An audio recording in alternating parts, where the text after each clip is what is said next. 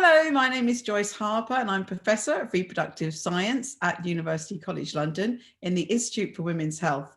And I'm really pleased to talk to you today about chapter 1 in my new book, which is available for pre-order now from Amazon and will be in hard copy in April. It's called Your Fertile Years and it's published by Sheldon Press.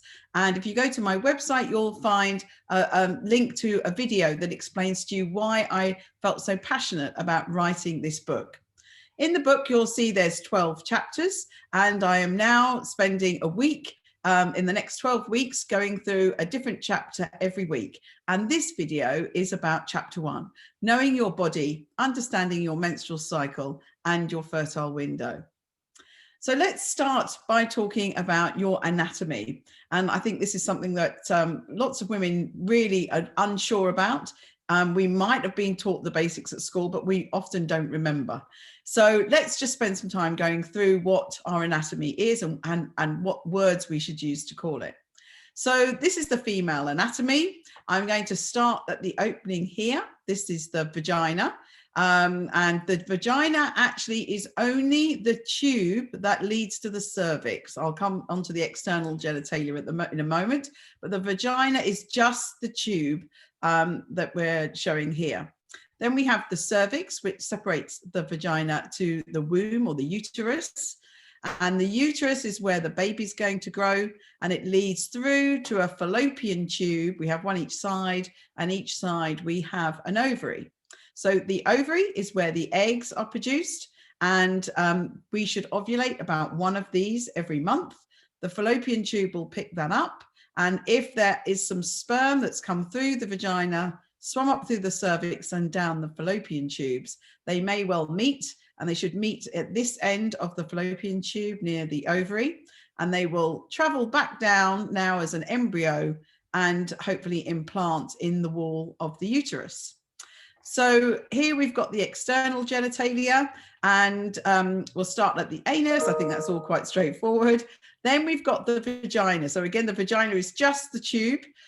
All of this external genitalia is actually the vulva. And I'm sure most of you know that, but I have heard people get confused about this terminology. So we often incorrectly are talking about the vagina when actually we mean the vulva. And I think it's really important for us to use the right words and normalize these words. I was a bit hesitant of showing this picture, but it's our anatomy. We should be proud. So the vulva is made up of the clitoris, the labia majora and minora, which are the lips, and the vagina. And we also have this structure here called the urethra. And in women, this is where we will urinate from. We have the second opening is the vagina, and our third opening is the anus. So that's the female external genitalia.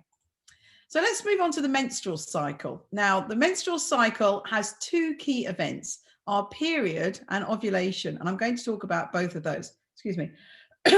So this diagram shows us the hormones that are essential for our menstrual cycle. So throughout most women's fertile years, these hormones will rise and fall over normally a roughly 28-day cycle. Now, if you read any textbook, it will tell you that most women have a 28-day cycle. But I did a study published a couple of years ago now with Natural Cycles, or a contraception app, and they had literally millions of data on menstrual cycles in their database. We looked in detail at just over 600,000 of them. And we actually found a very small percentage of women had a 28-day cycle. There was a number that had a cycle that oscillated around about 28 days. But we have to remember that anything between 21 days and 35 days between your menstrual cycle is considered normal. And your first day is the first day of your bleed, that's day 1. And the day 1 starts again when you have your next period. What we need to get a little bit concerned about if women are having very irregular cycles. So are the cycles changing every month? Are they getting shorter, longer? All of these things can happen. And this irregular cycle can be alarm bells. So if you're concerned about that, or you're trying to get pregnant and you're having an irregular cycle, please go to see your GP to have some investigations. And these are the hormones, as I said, that are involved. So we have these hormones produced by the anterior pituitary. They are FSH, or follicle stimulating hormone. And this is the hormone that will do what it says on the tin. It stimulates the follicles to grow. And the follicles are on our ovaries. And within each follicle is an egg that is growing in response to these hormones. So at the beginning of the cycle, the FSH starts to increase. As the FSH increases, the estradiol, or estrogen, within the developing follicle will also start to increase. And around about the middle of the cycle, the increase in estradiol will cause a surge of this hormone called LH, or luteinizing hormone. And this surge of luteinizing hormone happens about 36 to 40 hours before ovulation. And that causes the final maturation of the egg, and then ovulation will happen. And in the second part of our cycle, progesterone is really important in preparing the lining of the womb for the implanting embryo. But if there's no embryo there and a pregnancy doesn't result, then the lining of the womb gets shed by the next period. So we have this very roughly 28-day cycle oscillating through most of women's fertile life. So it's important to talk about periods and ovulation. I'm going to start with periods. So in the cycle, in the project we did with Natural Cycles, we found that most women bleed for about 3.8 days. You can have less or more. And what's important to think about is what's right for you. If you're having a 25-day cycle and you're bleeding for 5 days, that's totally fine. What you need to think about is if things start changing and if altering, and if you're having very, as I said, irregular cycles. But with a normal cycle, a woman would normally shed about 30 to 40 mils of blood. 1 teaspoon contains 5 mils. So should have about 6 to 8 teaspoons of blood during a normal normal period. And a normal period, you would be changing your tampon every few hours, or period pad, or your menstrual cup. So what happens when things can go abnormal? Well, one thing with our menstrual cycles, you can have a very heavy period. So if it's more than 80 mils of blood, having to change your period product really regularly, more sort of less than an hour, I know some women, then again, go and get it checked. If you're having a very painful period, periods are difficult things to go through for sure. For some women, if you're getting lots of headaches and pains and you're really finding this uncomfortable, then again, please go and see your GP.